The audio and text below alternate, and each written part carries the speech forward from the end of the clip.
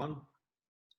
Hey there, it is Corey here, founder and financial advisor at Verse Wealth. I hope that you and all your loved ones are going tremendously well and enjoying these easing restrictions that we are experiencing. I know that I had an indulgent 9 holes of golf on the weekend, and my wife was out for dinner with her mum for her birthday yesterday. Some simple things that we couldn't do even just a month or two ago. So hopefully you guys are all the same. I am joined today, we've got a bit of a special treat for you actually. I'm joined by Andrew Hubbard, who is one of the directors and accountants at OneLedger Accountants in Melbourne. We all know that we are coming very quickly to 30 June. I know, where did the time go? And now is the time of the year when we want to be thinking about tax and how can we manage our personal tax most effectively. We're going to be talking today, or Andrew will be, and I might have a few questions on your behalf, talking about some tax basics initially, talking about working from home deductions, which is really relevant given COVID-19, and most of us, nearly all of us, have been working from home, talking about things like super contributions, property investing and negative gearing, motor vehicle expenses, education expenses, really just covering the main things that most of you are going to need to know in the lead up to June 30, making sure that either with Andrew might already be part of your team, or OneLedger might, or with your account, making sure that you are as tax effective as you possibly can be. So I know that was a bit of an intro, Andrew. Thanks for joining us. I know that you are a busy man this time of year, and you and your lovely wife, Danielle, have got your first child due in just a couple of weeks, just a couple of days after the end of the financial year, which doesn't make sense to me, given that you're an accountant. I thought you would have maybe planned it the other way around. But nonetheless, thanks for joining us, and we appreciate it in advance.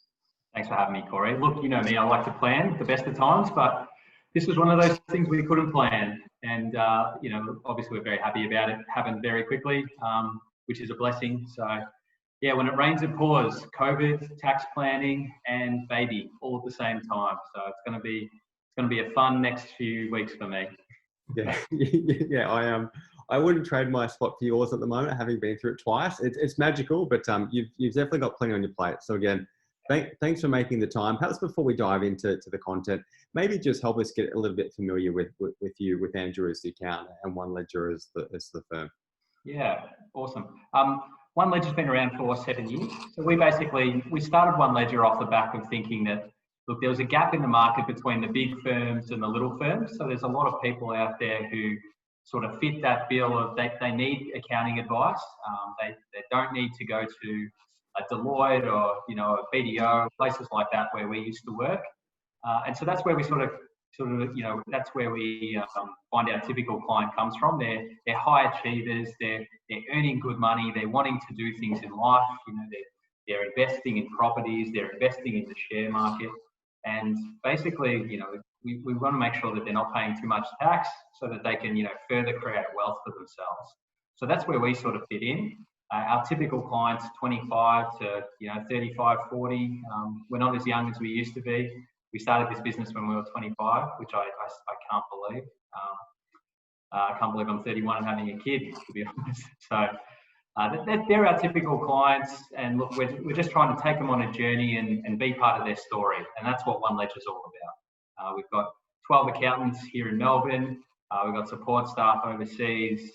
And yeah, we're really just trying to make sure you know, people do what they do best, and you know, we look after the tax and things that they shouldn't need to worry about. That's what we're big on here.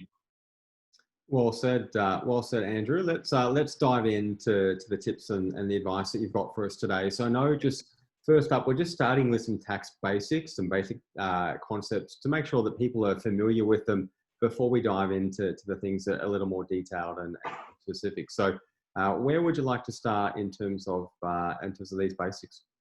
Yeah, well, I think we'll dial it right back just so people understand the importance of a tax deduction. So I might just share my screen if you let me, Corey. And yeah, I just picked up on that. You've now got access, Andrew. Thanks, mate. Yeah, the joys of going live, hey?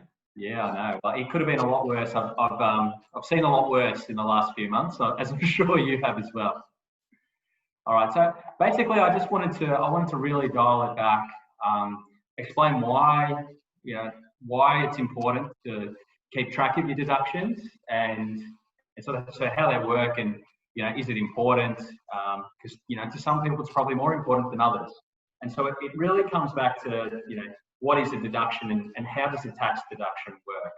So as most of you probably do or are, you know, you're working and you're earning income. You might have income from different sources. You might have rental income. You might have personal income from, you know, your employment.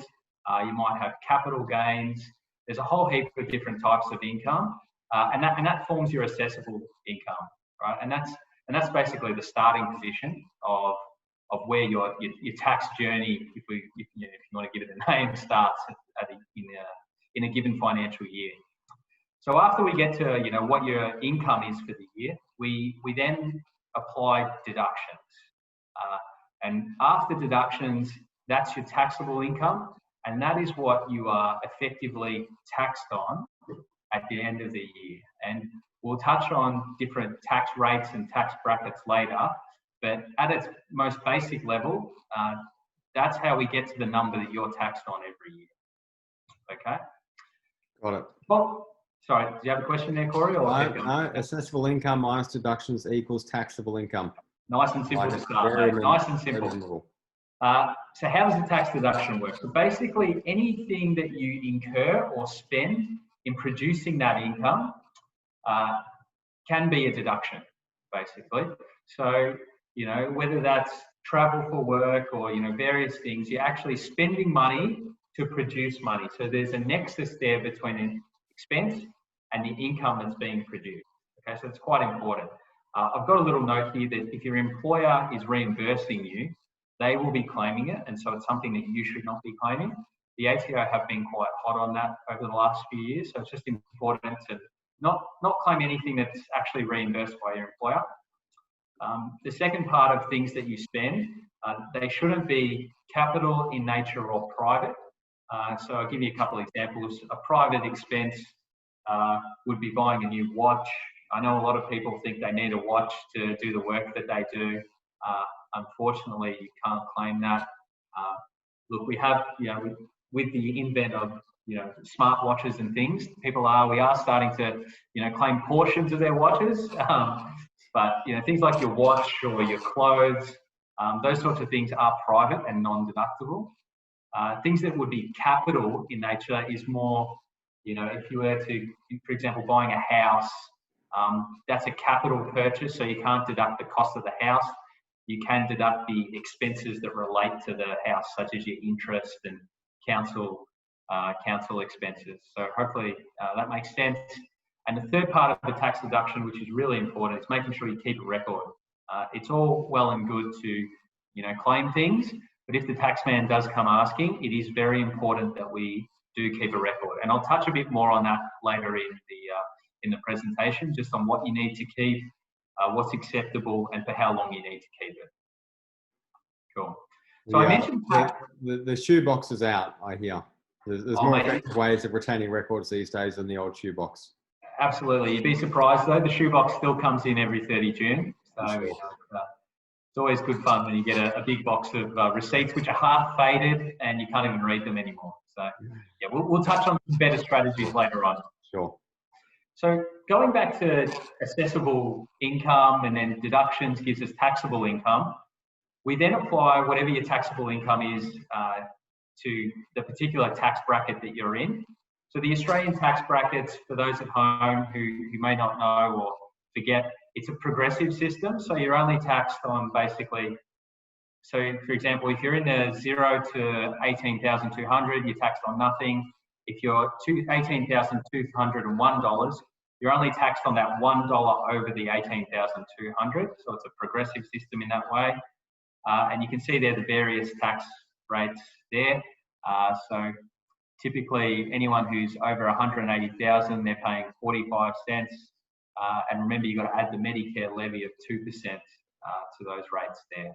So basically, if you're in that high tax bracket of 180K and over, every dollar you are earning, you're paying 47 cents to the taxman. And so a deduction will be much more important for you than it would be for someone who was only earning 37,000.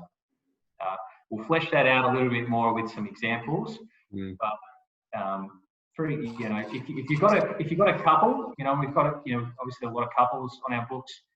For example, if the wife is earning more than the husband, and you're making donations for the year, it would make sense to make the donations in the wife's name, because she'll be able to claim more on a per cent basis from a tax perspective. So it's just little things like that. Having the knowledge will actually save you a fair bit of tax in the long run. Well said. And one thing, just to confirm, because I know it's confusing for many out there, is that under that progressive system, if you're earning, say, 190,000, you're not taxed to the 47 cents in the dollar on the full 190. It's just the excess above the 180 threshold. So you'd be taxed at that highest rate on 10,000, and the income below the 180 would be taxed at those progressive tax rates all the way down to the first 18,200 being tax-free. Absolutely, yeah, absolutely. It would be a bit archaic if they tax you on the whole lot once you ticked over. So you'd have a lot of people not wanting a pay rise if that was the case. Absolutely. I've just got a really quick example here to run through. Two people on different incomes there.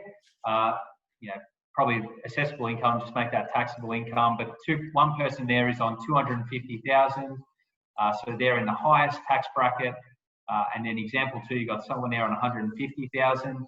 They both have made a $10,000 deduction. And you can just see there that the tax saving is very different depending on the bracket that you're in, right? So it's just sort of highlighting to people that, depending on where you sit, it might be worth keeping those receipts. It might be worth, making sure you note everything down, because as we said, if you're in that top rate, you're basically getting taxed at 47 cents. So for every dollar of deduction, he's giving you 47 cents back in tax, which can be quite worth it. I think it's just on that point. I think, and you know this much better than I, Andrew, but I think a lot of people aren't thinking about their tax and potential deductions with these expenses they're incurring over the course of the year until it kind of comes to tax time. But every deduction is real money. It's a real 47 cents in every dollar. So being diligent and having a system and knowing what you can claim and retaining good records throughout the duration of the year, it saves you real money at the end of the day. Absolutely, it's just good habits at the end of the day, Corey. So that's what we're here to do, is teach people good financial habits. And as you mentioned, people seem to only think about this before 30 June, but during the year there might be plenty of things that you've bought or donated or expense that you could actually deduct. And so it's as simple as taking a photo of it, saving it on your Dropbox. Everyone's pretty savvy these days with those sort of tools. And then you're not really scrambling when it comes to, right now, basically. Yeah. Gotcha. So diving into some of the actual specific deductions, I think the most topical one, given the COVID world we're living in at the moment, which some of you still be working from home. You might be working from home for the next 6 to 8 months, I've heard in some cases. So, these things are going to be very relevant to you, are these working from home deductions. So without going into, each and individual one, I put some items here of what people would be claiming. So, you've got a home office, you might not have been set up, so you might have had a big trip to Officeworks, and there's a whole heap of different things that you might have bought just to set yourself up. These are definitely deductions that you want to be claiming against your taxable income, okay? Things that a lot of people don't know they can claim is your gas and electricity at home. So that's a big one. So if you've got a portion of your home which you're using for your home office, you absolutely want to be claiming some running costs such as your gas and electricity. A funny one, which is one that we've never claimed before, is hand sanitizer and protective gear. So if you have bought these things, not for a personal use, but to protect yourself in your day-to-day work, say you're client facing and you bought new gloves or you bought a face mask, these things are deductible because they are necessary in producing that accessible income that we spoke about before. A lot of people want to, as we are working a lot from home, a lot of people are asking about whether they can claim their rent or their interest expenses on their mortgage. And these things are what we call occupancy expenses. And I mean, all right, so if we're talking about rent or we're talking about interest expenses, what you've got to differentiate is a home office versus a place of business. And I give two examples. I give an office worker going home and doing a few hours every night on their laptop as the, as one extreme. And then on the other extreme, I give the example of a doctor who practices from home and has a waiting room at home and also has a bed where they treat patients in a separate room. So on one side, you've got a place of business that would allow you to claim occupancy costs, which is your rent and your interest expenses. The other side, which is your more of your home office, you would not be claiming those occupancy costs. You simply just wouldn't be allowed to. Very important distinction, and that example sounds very familiar, Andrew. I know you gave that to me personally just a couple of weeks ago, given how much time I've spent working from home recently. But yeah, I think given COVID-19 and everyone's working from home, essentially, understanding what you can claim here is more important than ever. And I do believe the ATO has got some good guidelines up on their website at the moment for people to kind of filter through, what they can claim and what they can't. Yeah, absolutely. So then, on the back of that, there's different methods of actually working from home deductions, how you can actually claim them. So as Corey mentioned, the ATO put out a fair bit of material even today, just on how you would claim those things. They have got some shortcut methods. Now, shortcuts are good from a record keeping point of view, but they may not give you the best tax deduction. So basically, there's three methods that you could claim you're working from home. There's the actual receipts method. Under the actual receipts, it's pretty self-explanatory. You would keep all of those receipts and apportion your business percentage usage. So for example, your gas and electricity, you would have 15% of your home is used for your home office. We would take 15% of your gas and electricity. With your internet bills, we would take a certain percentage that you use for your business or work. We would take that percentage of your internet bills. And so that would be the actual receipt method. So typically a client would give me one internet bill and say this lasts for 12 months and we use our internet 30% of the time for work. And then we would take 30% of that expense up in their tax return. Now, a simpler way, rather than keeping all your receipts, is to use the ATO rate of 52 cents. So the ATO rate, which is something that's existed, it's not a new thing. And basically this would take the place of you collecting your electricity and gas bills or any furniture that you bought for your home office. So basically this means that someone comes to me and say, Andrew, I work 12 hours a week from home. During COVID, I worked a lot more. I was working, 40 hours a week from home. We would apply that 52-cent rate per hour across those hours worked from home. Now, obviously that would not include, you would not have any receipts, but from an ATO point of view, if you were to be questioned on that, they might ask your employer, hey, is this person working from home? That would be an extreme example of what they would go to. So it's always just good to maybe just note down how long you do work from home, or make sure that you have got communication from your employer that you are working from home. These are the sort of things that I would keep just in the background in case you do get that question from the ATO and you are claiming massive working from home deductions, which a lot of us will be. Yeah. The final method is the new one that the ATO has introduced, and it's the biggest shortcut method because it encompasses a lot more deductions in a one set rate. And so instead of 52 cents, the rate is 80 cents per hour. And that is only for the period between 1 March and 30 June. And that doesn't just include electricity and gas. It includes your phone, it includes your internet, and your depreciation on office furniture. So that is a bigger shortcut rate that you can use, and you would not need to keep all the actual receipts for working from home. So I've got here an example of using the two different rates. So the shortcut method, look, it sounds great. You don't need to keep as many receipts. Very easy. Just work out your hours. But it can give you two very different tax results. So here I've given an example of Corey. He's working from home 6 hours a week. over 48 weeks of the year, and he bought a desk for his home office of $200. Using the 52-cent standard rate gives him a deduction of $149.76. Andrew, who's a bit more tax savvy, you'd hope so, running a tax practice, dedicates 15% of his home office as 15% of his home as his home office, and he's got total gas and electricity spend of $1,200, and I also bought a desk for $200. If I use the actual receipt method, you can see that there my deduction is a lot higher at $380 than the shortcut method. So it can work both ways. In my experience, actual receipt method is generally going to give you a better result. It's obviously just more work on your end in getting all those receipts and apportioning them. It's just a little bit more work on your end, but you can see there that you get a much higher deduction in that example. Yeah, well, in that example, it's a significant difference. And I guess it's just a reinforcement of having good rituals and having good record keeping practices in place as well, which I know you're going to get to towards the end. So that's helpful.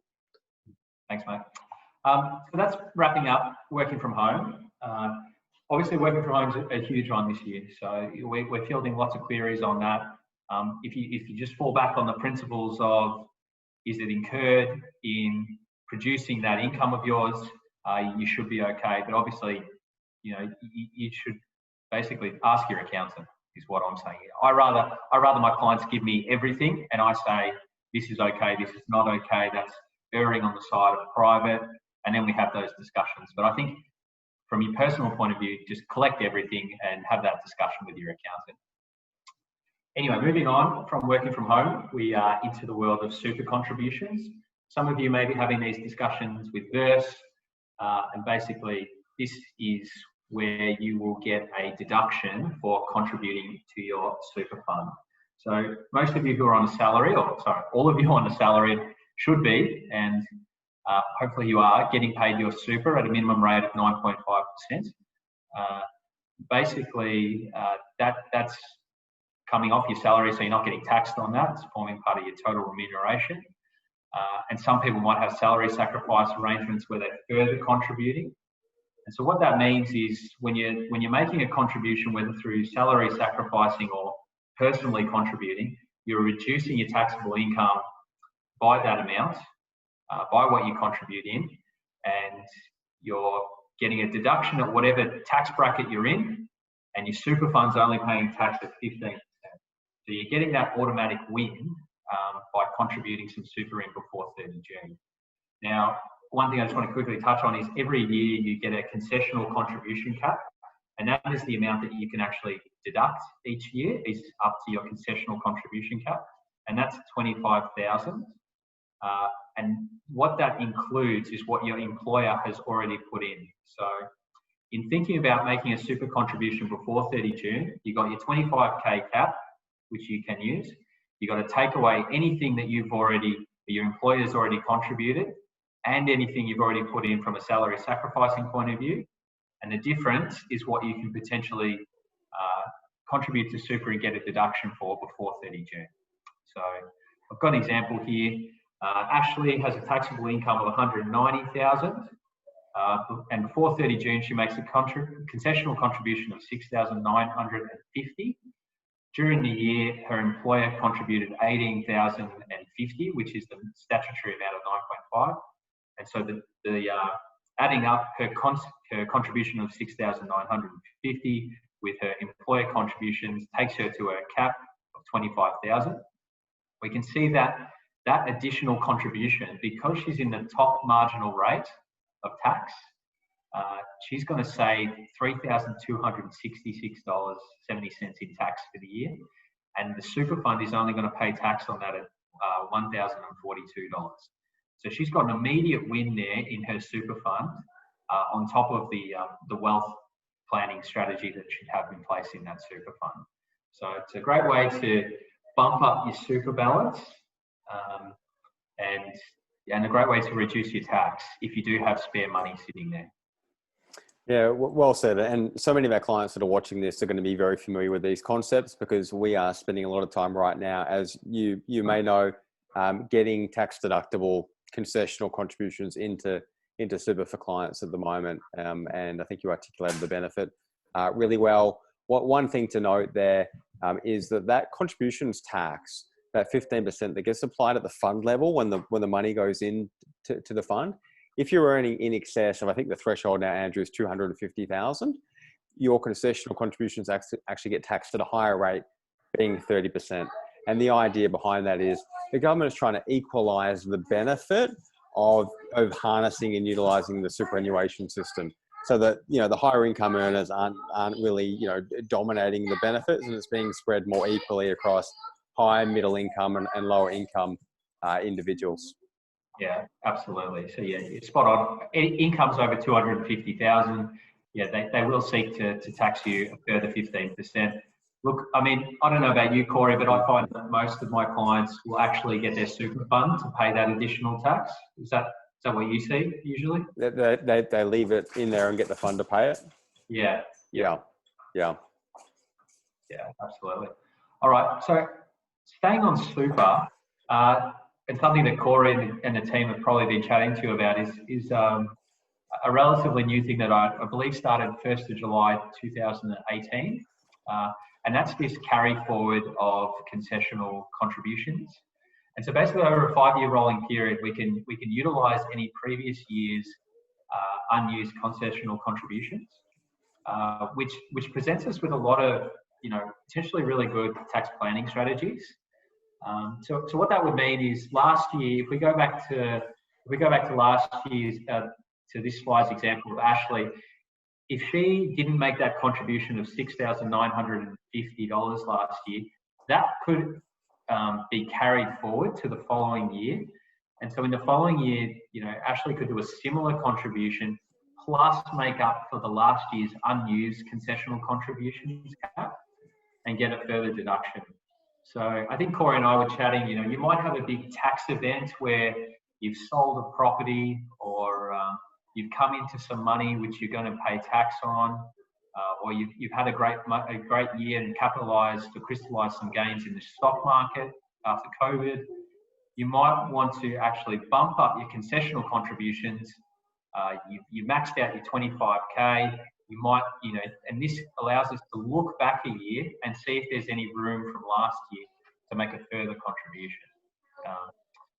So yeah, are you finding many people are taking that up, Corey?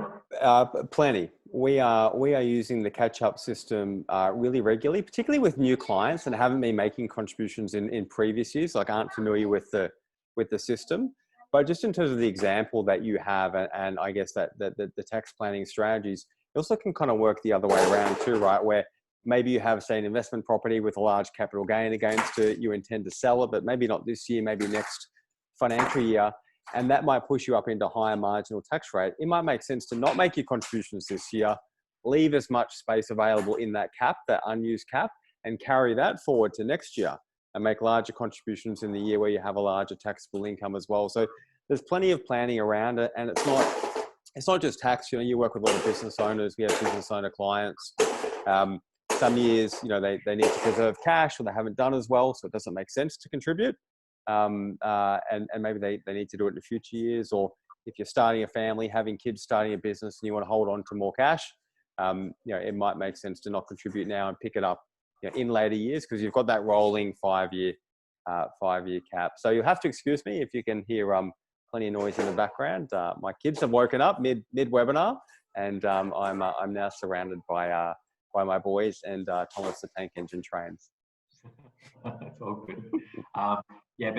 This is a relatively new thing. So as Corey said, there's a whole myriad of things we can be doing to make sure we match your deductions with your income. So, we're always falling back on those tax brackets. And like Corey said, if it's going to happen next year where you're going to hit that 47% tax bracket, that's when we want to be making your deductions.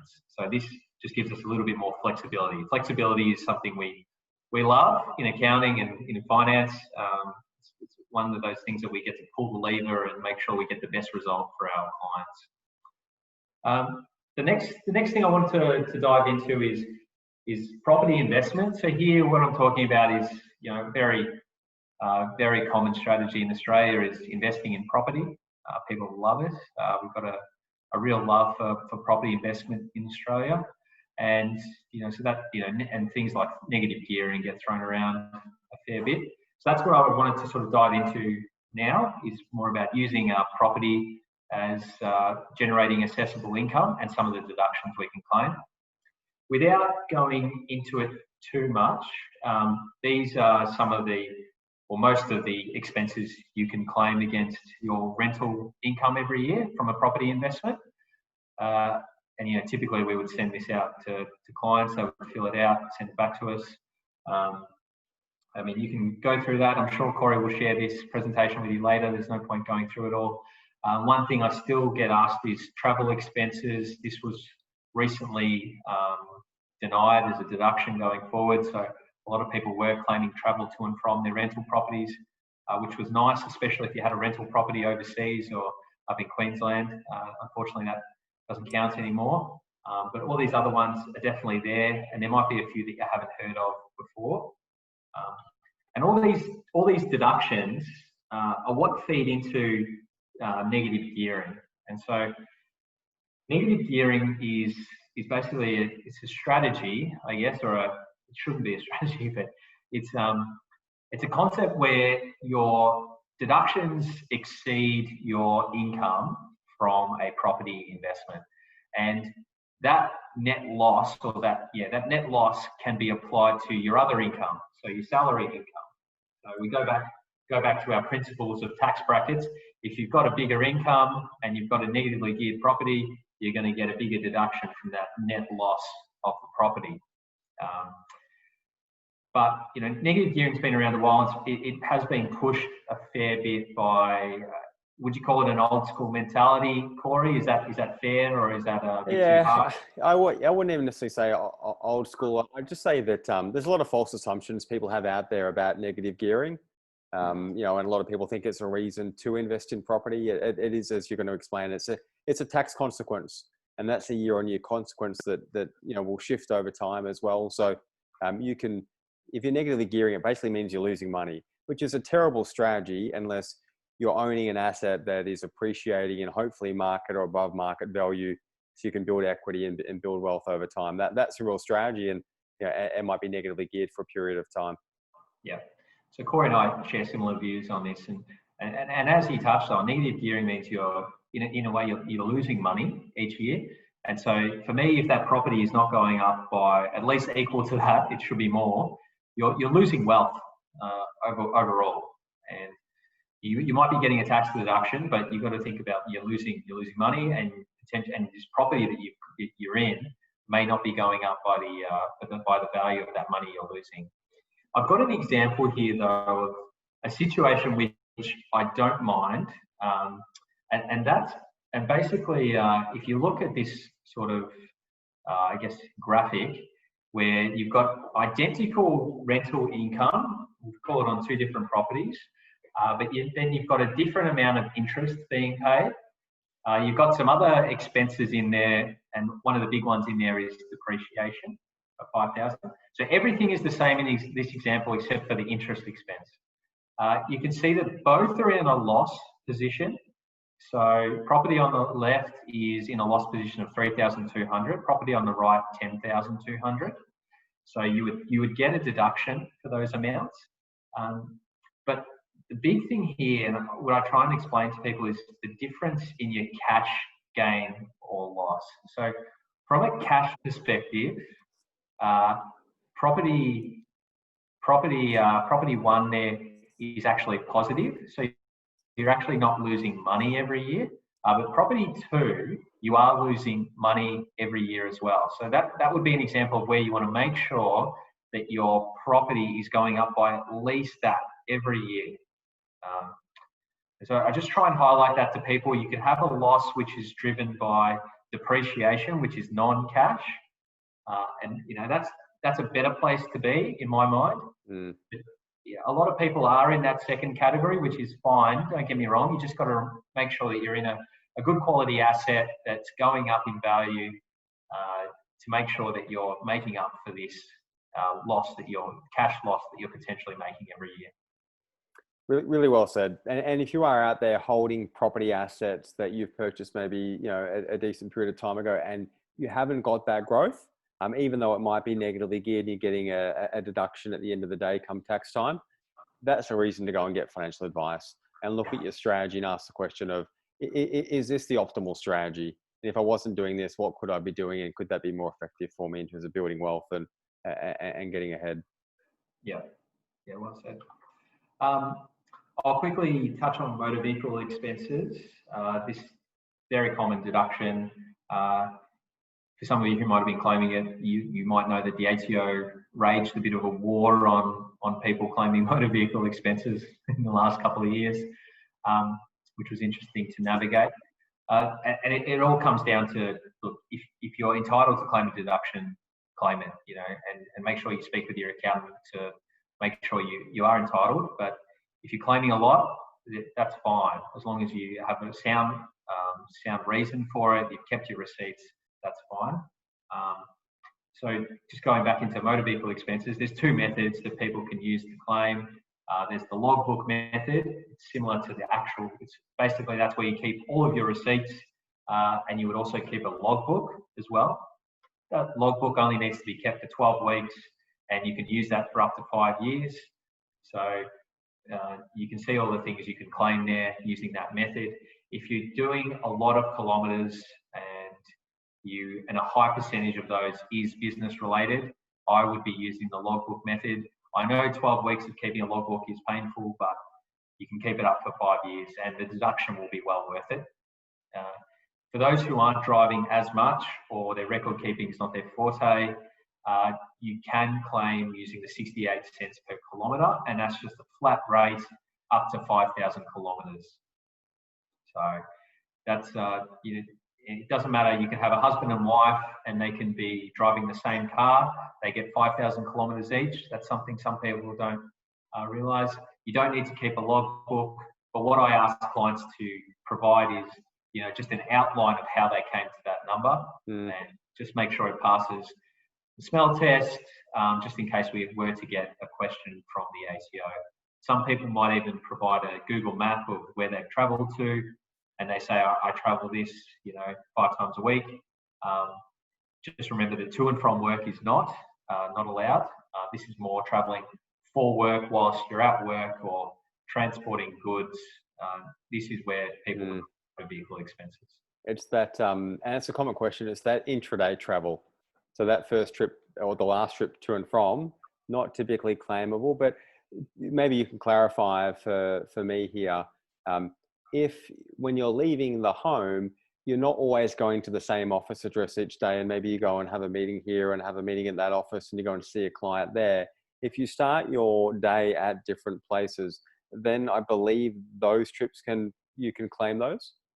Yeah, absolutely. So if you've got multiple places of business, or like you said, you're on the road a fair bit, your home base could be your home. And if that's the case, like you said, your day would start, or your business kilometres would start the day you leave the time you leave your home. We call that an itinerant worker. Some examples, footy players, they've got multiple places of business. They've got the training ground, they've got the offices, they might go do other stuff at different places. So we would look to claim from the moment they leave their front door, for example.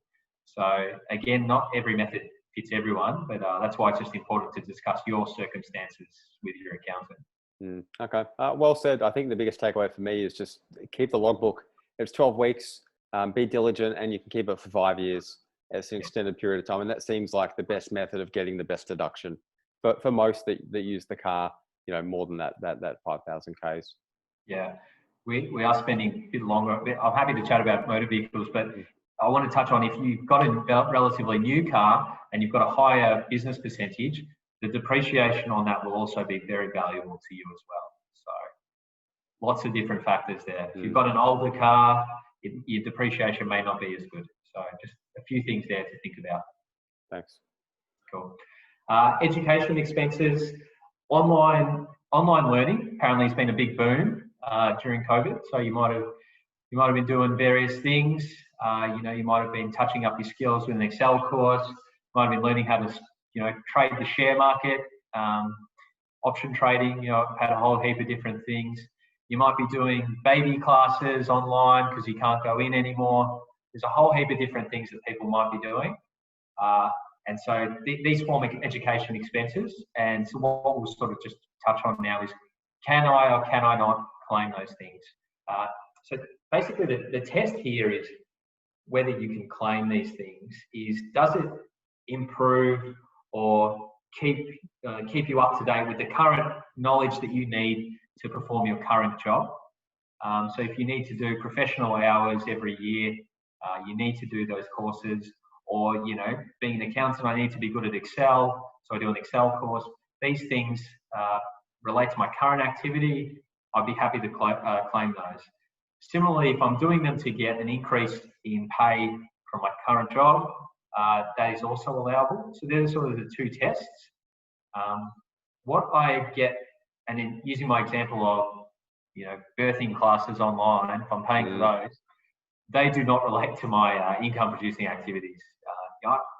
Indirectly, they may in the future. I may not be able to work as much, but it'd be a tough task convincing the ATO that things like baby classes are deductible. Might raise a red flag. Yeah, better off just covering that one yourself. Yeah. A question I get a fair bit is around general education, and what I mean by that is, like MBAs is probably the big one. A lot of people want to go and do an MBA, and the ATO takes a weird view on general education. If it's really general in nature and you go back to those first two tests and it doesn't do anything for your current employment, it's not going to give you an increase in your salary, then they will treat that as non-deductible. So if a key part of doing your MBA is you think you're going to claim it, it's really important just to have that discussion with your accountant. Is it required in your field? Do other people get that MBA?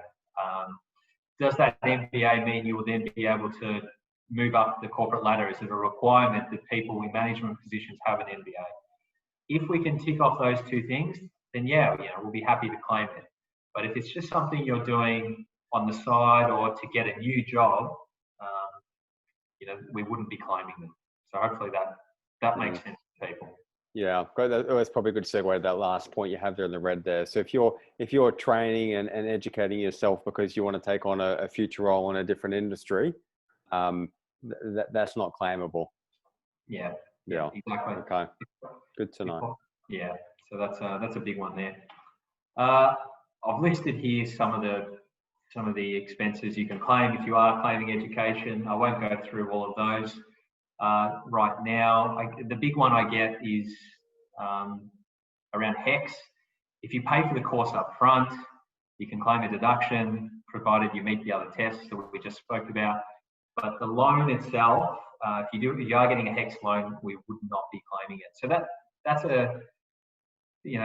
a big consideration for some people, because you might get quite a big deduction rather than having this debt that sits on your file. If you are going for borrowing and things like that, then brokers usually will take into consideration your HEX debt in your capacity to pay. So, it might be worth thinking about paying for some courses up front, especially if you're going to get a deduction and you're not going to have that debt sitting on your book, on your personal file. So what if you're currently employed, you're early 30s, and you're thinking you want to make a career transition to another industry? So you start working part-time and you start studying at university online part-time using the HELP program. Even though, coming back to what we were saying before, it's for a future role and a future industry you're going to shift into. Are you saying because you're using the HELP program, because you're not using it and you're paying for that up front, you can claim it, or is that unclaimable? Yeah, well, it just has to relate to the current employment at the time. Yeah, okay. Gotcha. If that part-time job, if you were moving into a new industry and you've got a part-time job entry level in there, and the education you were doing related to getting higher up in that particular field, I would definitely be looking to claim it. But if it's, if you're a doctor and you're going part-time and for some reason you want to become an accountant, So you only went part-time for your doctor work and started an accounting degree, you would not claim that against your assessable income you'd be making from being a doctor. Gotcha. Thanks for clarifying. And just I'd probably be going the other way if I was anyone thinking of doing that. In terms of becoming the accountant. Yeah, becoming an accountant as opposed to a doctor. So. No, I think you're doing good. I think you're doing a good task of selling it, mate. Yeah. Oh well. So yeah, that's education expenses. There's a lot there. Probably a lot more than people think about, especially around the travel, especially meals if you're required to stay there late, that sort of stuff. Even some of that home office expenses, they can translate into education expenses as well. So if you're clocking off at 8 o'clock and doing 2 hours of study, that'd be an extra 2 hours that we would be claiming the 80 cent per hour shortcut method, for example. So good to know. Again, just take everything to your accountant and let them be the ones who basically carve things out. Yeah, easy. So I guess wrapping all of that up is, how do we keep track of all this? So record keeping is a big part of claiming a tax deduction. You need to have evidence of that deduction, and you need to keep that for 5 years, which sounds like a long time. It would be very rare that in 5 years' time they'd ask you for today's deduction. If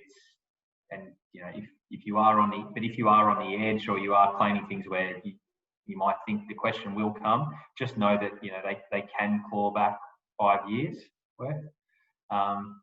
And for me, having the actual receipt is the best form of substantiation. A lot of people will download their bank transactions for the year, which I definitely encourage, and they sort through and they say, all right, I can see some office works there, I can see some Kiki K there, I can see, I had some expenses that weren't reimbursed by my company there, some travel, I want to claim all of that. That's a good way to find deductions, don't get me wrong, but if they're big ones, I would be trying to find receipts for them. And the best thing is just having good practices and good habits. When you spend money on these things, take a photo of it. Store it in a Dropbox, or store it just in a tax folder you've got at home. There's a heap of different apps at the moment that allow you to keep all your tax receipts. They allow you to log your logbook, and they use the location settings within your phone. There's a whole heap of things out there that are available to you to keep better records, basically, which avoids the old shoebox. The shoebox is gone. The shoebox doesn't exist anymore. So I think if you're taking your tax seriously, it's time to bring it into the digital age and get that Google Drive, get that Dropbox, share it with your accountant so you don't even have to email them and attach everything. That's what I'm seeing most people doing. They're sending an email at tax time to our team, and they're saying, hey, guys, everything's uploaded, ready to go. So that's the best way to be, in my opinion. I think that's great advice. And I personally hadn't been the best record keeper with receipts over the years, and until I went digital, starting Verse about 5 years ago, and our team just uses Receipt Bank. So everyone's got the app on their phone. If they purchase something on behalf of the business, they retain the receipt, they take the photo, the time of the transaction, and just automatically upload it to Receipt Bank, and then it's going into our Xero. So just having an app or a digital system that just makes life easy, and it becomes a ritual, and you no longer need the shoebox, and you don't have those issues where you're scrambling for receipts, around tax time. Yeah, absolutely. And yeah, just touching on, if you are struggling to find receipts, the old trick of downloading your bank transactions into Excel for the year works a treat as well. So that will help you. Might find might find out you've been spending too much money elsewhere. That's a job for Corey to come in on, but it's a good way to find where you spent your money for the year, and try and get a deduction for it. Really, really well said, Andrew. Some wonderful tips there across, working from home with COVID-19, superannuation contributions and the catch-up system that's now in place, motor vehicle expenses, clarifying some of the misnomers perhaps around education expenses and what you can claim and what you can't. So we really appreciate the guidance and the tips. I'm sure that is super helpful to so many of our clients that at some point will be watching this session. If any of those clients, because I know a number of our clients already work with you and the team at OneLedger, if any of them are watching this video thinking, geez, actually, I don't think I have the best account. I'm not really getting the advice that I need, or perhaps that I want, and they want to get in touch with you and the team there. How can they go about that? Yeah, well, I prepared this earlier, Corey, but there's plenty of ways you can get in touch. Give us a call, book in a time. So we've got an email there, tax@OneLedger. Also, we've got a chat box on our website where you can basically get in touch with us really easily. And yeah, just what we do, our usual process is we send out our questionnaires, which you saw some snippets of, just to prompt people what things they can get together. And then we start, preparing tax after 30 June, basically. It's going to be a big year for deductions. So I just encourage people to start now rather than scramble later, because you probably find that your refund is going to be a lot higher than it has been in previous years. Really, really well said. And one of the great parts about being a client at OneLedger is if you go and see the team at the office, there are a couple of great cafes around Port Melbourne, right near the office. You're in a beautiful spot. So, Andrew, again, thanks for joining us today. Thanks for giving us so much value over the past 45 minutes. Good luck to you and your wife Danielle in the next couple of weeks. As you know, I've been there twice with my two boys, and you've got some special times ahead. So we'll be thinking of you, and we hope it all goes well. And again, thanks for joining us. Cheers, mate. Pleasure. Thanks for having me. Thanks for watching. See ya.